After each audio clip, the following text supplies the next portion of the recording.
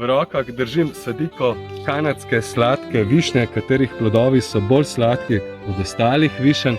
Naj povem, da je to križanec med navadno višnjo in pa priklikavo češnjo, tako da v češnji je podedovala bolj sladek okus.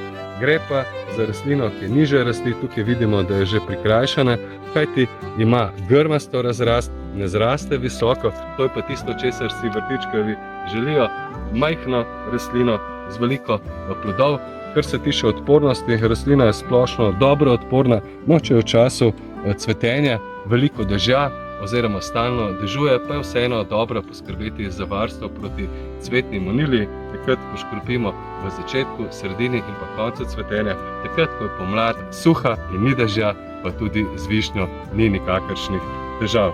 No, kar se tiče gnojenja in sajenja, skopljemo sadilno jamo za globino lopate, na dno sadilne jame dodamo kalijev sulfat, potem kompost, organsko gnojilo v obliki pelet. To je tisto, kar zagotavlja rast, kalijev sulfat pa je predvsem za plod in založno gnojenje. Sadiko posadite na sončno mesto. Kanadska sladka višnja je selekcionirana v Kanadi, izjemno odporna na ekstremno nizke temperature. Gre za zelo priljubljeno sadiko, kupujejo vse več vrtičkarjev, zato jo posadite tudi vi.